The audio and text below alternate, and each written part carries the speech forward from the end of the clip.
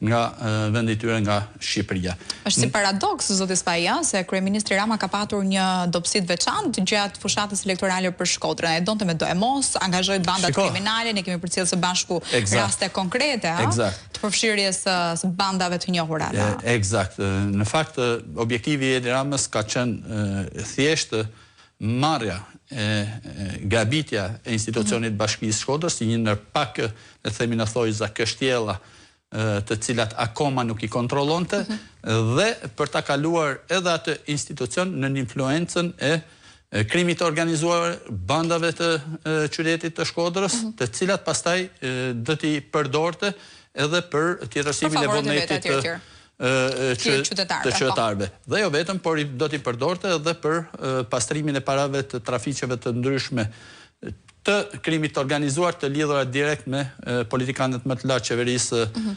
Edi Ramës dhe me Edi Ramën vetë. Prandaj sot në vend që të shohim investime në shkolla, universitete dhe t'i jepet hapësira e duhur dhe vëmendja e duhur rinisë shkodranë dhe studentëve Shkodran, sot shohim një fokus tek ngritja e kullave të krimit, kullave të cilat qartazi janë në shërbim të pastrimit të parave të pista të krimit të organizuar. Sot shohim një situatë të trisht, ku dominon territorin e Shkodrës, pa dyshim, në vend që ta dominoj shteti, e dominon krimi i organizuar. Dhe për apo pasojat, i vuajnë direkt qytetarët shqiptarë dhe i vuajnë në fakt të gjitha shtresat. Në të kontekst mendoj se thirrja, duke u kthyer përsëri pyetjes tuaj parë, thirrja ime për protestën e datës 24 janar nuk është vetëm për studentët, të cilët kanë një mori argumentesh dhe arsyesh për të protestuar fuqishëm ndaj atyre që i kanë grabit jo vetëm të tashmen, por po i grabisin edhe të ardhmen e tyre, por thirrja ime shkon padyshim edhe tek të gjitha shtresat e shoqërisë, pasi po ashtu nga fenomeni i grabitjes nga ana e kësaj qeverie të papërgjegjshme e prek edhe shtresat të ndryshme. Jo më kot kemi përmend vazhdimisht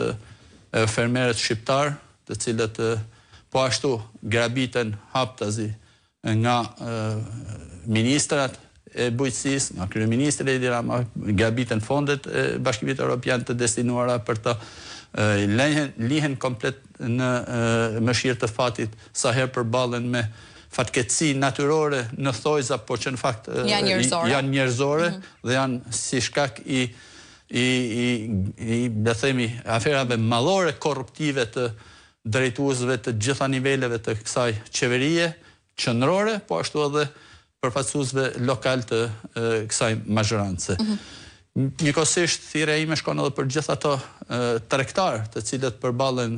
vetëm me dhunën e shtetit nëpërmjet taksave, por ndërkohë nuk marrin as edhe një shërbim, as edhe një vëmendje, janë po ashtu të lënë edhe ato krejtësisht në mëshirë të fatit në dhunën e krimit organizuar, të cilin e kanë në kurriz çdo ditë dhe shteti nuk bën asgjë për t'i mbrojtur.